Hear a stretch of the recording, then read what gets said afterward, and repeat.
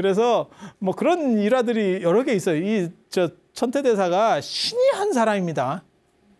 굉장히 신이 한 사람이에요. 그래서 제가 천태대사를 약간 이렇게 좀 특이하게 보거든요. 신비한 능력들이 있어요. 저도 저런 야리한 거 되게 좋아하는데. 그래서 저희 강남의 어떠한 주술적 요소들이 천태에 특히 저 나중에 보는 이제 마하지간 같은 데 많이 들어와 있습니다. 많이 들어와 있습니다. 그리고 지금 아마 불교하는 사람들은 그게 뭘 얘기하는지 정확하게 잘 모를 거예요. 우리 같은 사람들은 그게 도교를 제가 또 어렸을 때 배워가지고 그게 어떤 전승에서 내려오는 얘기들이 대충 알거든요. 그래서 강남에 그게 도산 문화가 있어요. 전에 아까도 제가 그 도원경 얘기했지만 천태산에 누가 살았었냐면 가련이라고 하는 사람이 살았었어요. 이런 얘기 자꾸 해주면 진도 못 나가는데 가련이 누구냐면 포박자 가롱 치천이라고 하는 아주 유명한 사람이 있어요. 포박자 책을 지은 사람인데 거기 이제 내편에는 내단법, 단약 먹어갖고 신선되는 거, 외편은 유교적인 글이에요. 굉장히 재밌습니다. 그런데 그 사람의 작은 할아버지 뻘 되는 사람이 가련이에요. 가련이 천태산에서 신선수를 닦았거든. 그래서 천태산이 원래 도교의 성산이었었어요. 도교의 성산. 가련도 유명한, 저 신선족보에서는 상당히 유명한 사람이에요. 그렇게 해서 천태대사 입장에서는 거기에 영향도 받았을 거고 그걸 버무려서 불교적으로 불교 밑에 그런 것들을 배치하려고 했었던 그런 속성들이 보여요. 단순히 배격화해서 될 상황이 아니었고 이걸 다 아울러서 우리 불교가 그거보다 더 대단해 라고 말하고 싶은 우리가 마치 삼성각을 짓는 듯한 느낌? 삼성각이 토독신을 불교가 어떻게 흡수할 거냐 라는 걸로 가지고 만들어내는 게 삼성각이잖아요. 그래서 용왕 무슨 저 산신 칠석 이 칠성 이런 것들이 들어오는 거잖아요. 그래서 그런 요소들이 있어요. 그래서 그게 마하지관 저런 거 읽으면 참 저 양반도 쓸데없는 데 관심이 되게 많았구나. 잡과구나 라는 걸 정확하게 알 수 있는 우리도 잡과거든. 그래서 그런 쓸데없는 데 관심 되게 많거든. 막 정령이 어떻고 이런 거 족보 다 따져가지고 하지만 사는데 큰 도움은 안 된다는 거. 제가 전에 그런 얘기 안 해드렸나요? 여우가 둔갑하면 이런 거를 뭘 비춰볼 수 있는 방법이 있고 다 그걸 계산하는 방법이 있거든. 배우면 뭐해? 여우가 둔갑하는 경우가 없는데. 나 한번 써보고 싶은데 써보고 싶어. 나 써먹을 수가 없다. 그게 서화담 문집에 나와요. 그런 얘기가. 화담 문집에 나와. 저 어렸을 때 그런 것도 다 봤잖아. 서화담도 웃기는 사람이거든. 황진이 무슨 해가지고 여자에 관심 없는 아들만 잘났어. 황진이가 내 스타일이 아니었던 거야. 그렇게 저력이면 아들이 없어야지. 아들만 많어. 된 얘기고. 그래서 이 천태대사 전기에 보면 그 얘기 있어요. 바다에 너무 사람들이 그물을 많이 쳐놓고 통발을 많이 해놓으니까 그쪽을 후원을 받아가지고 그쪽 바다를 샀대. 그렇게 해서 그 동네에서는 물고기 못 잡게 만들고 거기를 방생지로 만들었대. 이게 어떻게 보면 계획적 방생지 문화의 어떻게 보면 약간 시원격인 그런 건데 실제로 그게 나중에 구화산에 김지장 스님한테도 그 화성사 앞에 가면 방생지가 큰 게 있거든. 그 방생 얘기가 나와요. 그 화성사에도.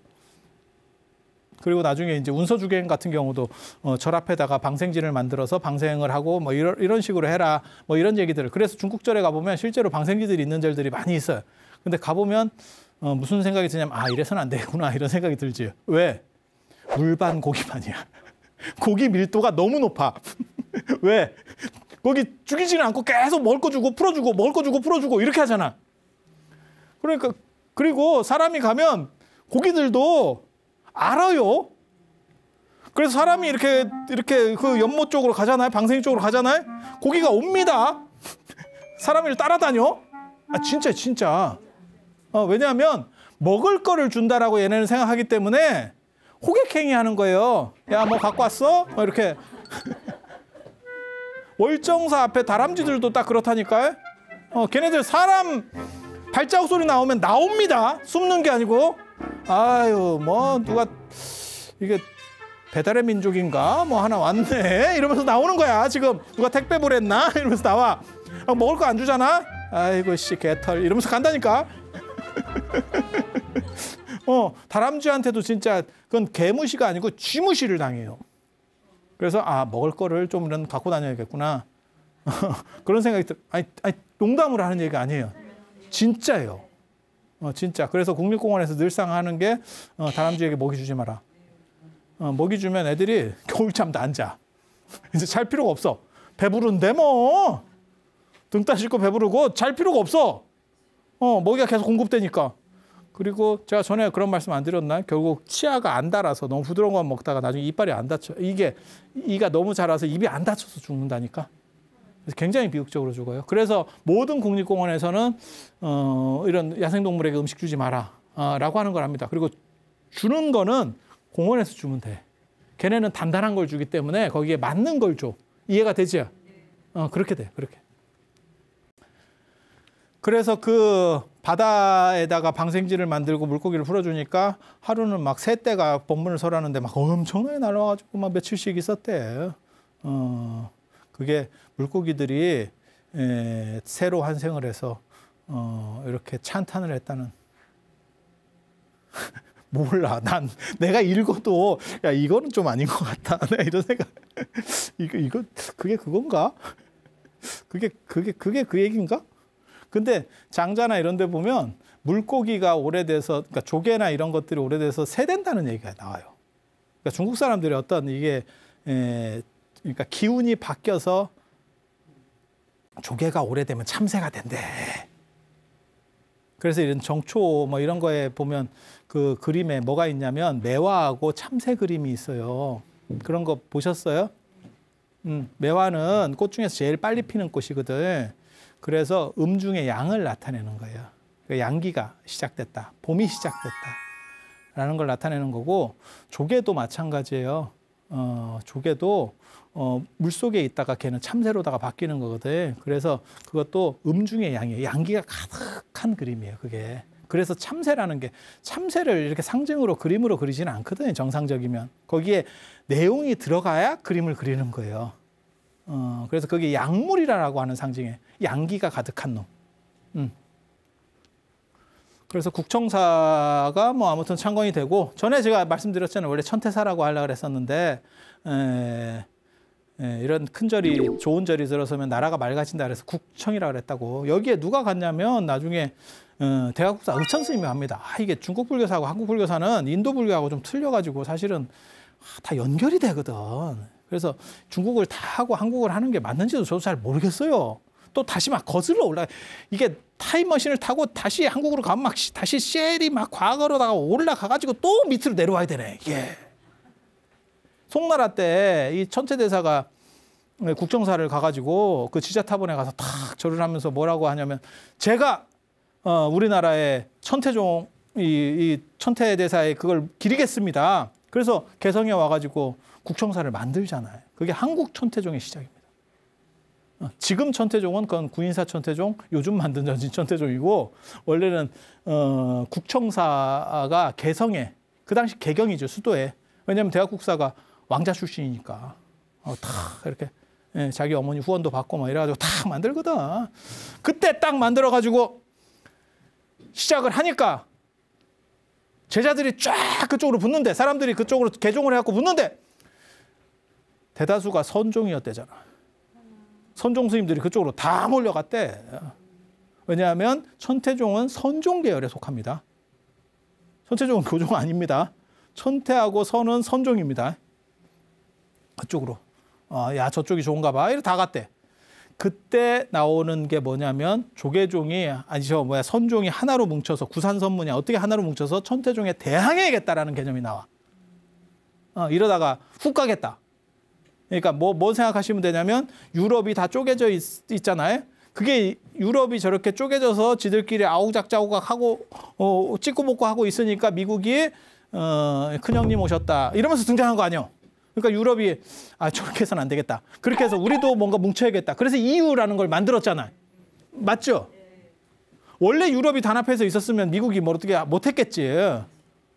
그렇게 해서 지금 있는 것처럼 원래 선종이 잘 나가고 있었는데 그 구산 선문이가 여러 개가 파가 이렇게 갈려 있잖아요. 뭐 구산까지는 아니에요. 처음에 시작할 때는 더 많았고 나중에는 이제 구산이라고 하는 게 가득하다.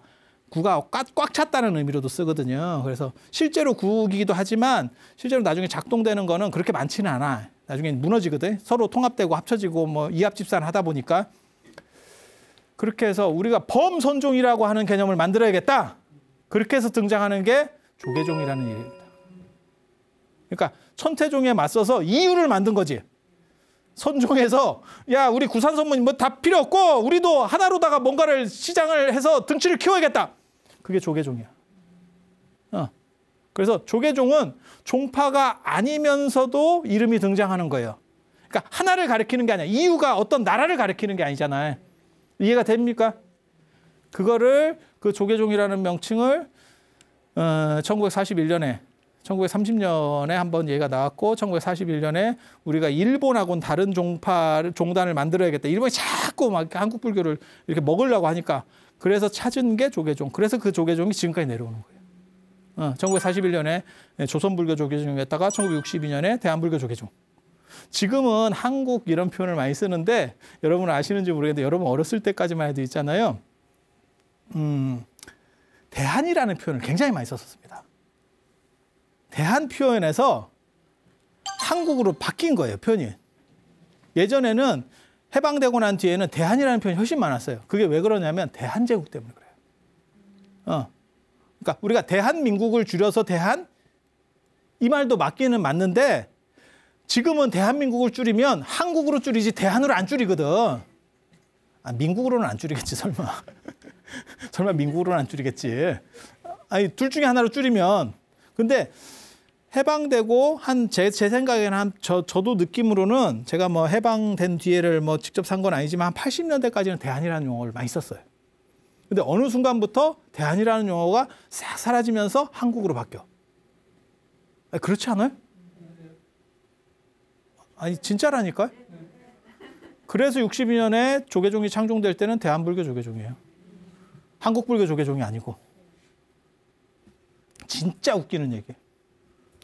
진짜 웃기는 얘기. 597년에 돌아가셨는데 604년에 천태대사가 나타납니다. 불롱에 나타납니다. 불롱이 천태대사가 최초로 천태산에서 지은 절이거든요. 전에 말씀드렸어요. 불롱이 부처님이 자주 이렇게 모습을 어른거린다 그래서 불롱. 그 불롱 선사가 지금도 있어요. 지금도 저 절이 있어요. 저도 가서 참배를 했었었고. 근데 저기에 천태대사가 나옵니다. 야, 이거 도대체 어떻게 해석을 해야 될지는 모르겠다. 그러니까 예수만 죽었다가 왔다 갔다 하는 거 아니요. 그러니까 조금 잘 나가는 사람은 다 해. 다 해. 그 정도는 그냥 껌이야. 그렇게 해서 그것도 불롱에서 같이 오랫동안 생활을 또 해요. 그냥 잠깐 나타났다가 예수가 죽은 뒤에 뭐 부활을 해서 제 아들은 잠깐 나왔다가 사라지고 이게 아니고 같이 생활을 해요. 같이 생활을 해요. 그리고 나서 사라지는 얘기가 천태대사 종기에 나와요. 고승전에 나오는 얘기예요. 이게 지금 그냥 지어내는 얘기가 아니고. 그래서 저런 부분은 어떻게 해석해야 될 건가? 이게 지금 열반의 문제하고 굉장히 관련되는 문제들이거든요. 그리고 부처님한테서도 나와.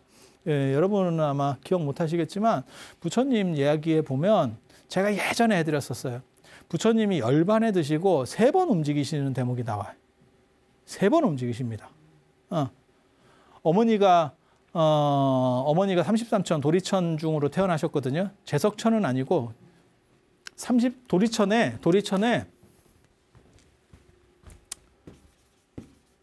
도리천에 리더가 제석천이고 제석천 옆에 요 도리천 중으로 32명이 있어요. 신들이. 32신이 있어. 이거는 묘승전에 살고 여기는 성견성에 살아. 선법당. 전체는 성견성이고 여기는 묘승전. 이게 전체 성 이름은 성견성. 여기는 묘승전 아니면 승전. 제석천이 사는 왕궁. 그다음에 여기 요 신들이 사는 데를 선법당이라 그래요. 이렇게. 저 32천 중에 한 명이 마야 부인이에요. 그래서 신으로 태어나서 아들이 이제 죽는 걸 보니까 이제 폭풍 눈물을 흘리고 딱 이러니까 일어나셔가지고 어머니 괜찮습니다. 모든 한번 존재한 것들은 언젠가는 사라지게 마련입니다. 이렇게 해서 그래서 열반도에도 열반도라고 따로 열반만 딱 그린 그림이 있고 팔상도에 보면 8개 그림 중에서 열반 그림이 있어요. 거기에 보면 천신이 내려와서 이렇게 눈물 흘리는 대목이 그림이 언제나 그려지거든요. 그게 어머니예요. 그래서 관에서 일어나셔서 어머니에게 어머니를 위로했다라고 하는 굉장히 중요한 얘기들이거든요.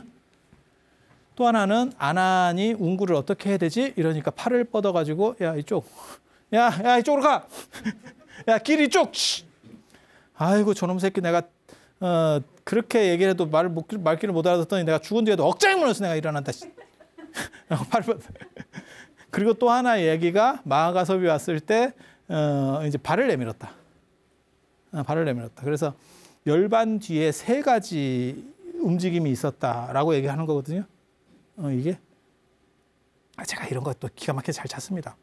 이게 왜 중요하냐면 열반한 뒤에도 실체적 움직임을 보일 수 있느냐에 대한 문제. 불교 철학적으로는 무진장 중요한 문제입니다. 열반이 허공처럼 되는 거면 그러니까 작용력이 없는 거면 이게 가능해서는 안 돼요. 그런데 이런 식의 이야기가 나오고 그다음에 우리가 여러분은 잘 어떻게 생각하시는지 모르겠는데 대승불교에서는 기도 대상이 석가모니 부처님이 아닙니다. 왜? 열반에서 작용력이 떨어져서 기도해도 약발이 안 받는다고 생각해요. 그래서 살아있는 분에게 기도를 하거든요. 그러니까 지장보살, 관세음보살 이런 분들은 다 살아계신 분이에요. 아미타 부처님도 살아계신 부처님. 그다음에 약사이르도 살아계신 부처님이에요. 그래서 석가모니 부처님을 교조로 상징적으로 모시긴 하지만 찾지 않아요. 기도하지 않아. 딱 한 번, 1년에 한 번, 생일날. 생일빵으로 해드리잖아, 우리가. 그때 외에는 거의 안 찾아요. 이런 문화가 이게 열반을 이해하는 방식 문화예요. 그러니까 열반은 단절된 거냐? 그러면 기도해야 뻥 아니냐? 이거 꽝 아니냐? 이렇게 보는 문화가 있고 열반을 실체시해서 작용한다라고 하는 문화가 있는 거예요. 그래서 그 작용하는 문화 속에는 법화경이 분명히 있어요. 그래서 부처님이 열반에 대한 실체적인 중심의 법화경이라고 하는 부분이 존재하고 그 다음에 그러한 것들을 모사하는 또 다른 방식이 이것이 아니겠나. 그러니까 지자대사도 화정오도라 그래가지고 화정봉에서 깨달음을 얻을 때 전에 제가 말씀드렸어요. 마치 부처님께서 보리수 밑에서 12월 8일 날 성도제일에 깨달음을 얻을 때 마군들이 괴롭히는 거를 꺾고 깨달음을 얻듯이 화정오도도 거의 비슷한 내용이 나오거든요. 그리고 돌아가신 뒤에도 저런 식으로 작용 얘기가 나와요. 그래서 뭔가 부처님을 모사하려고 했었던 그런 측면들이 보이는 거고 저게 진짜인지 가짜인지 나 잘 모르겠어. 그냥 다 기록에 있는 얘기예요. 제가 없는 얘기를 막 지어내서 약을 팔지는 않거든요. 그리고 이걸 어떤 관점으로 볼 거냐라고 하는 건 철학적으로 무진장 중요한 얘기예요. 근데 저기서 2가지는 이해할 수 있어요. 하나는 열반 이유를 천체종에서 초기에 실체시했는갑다.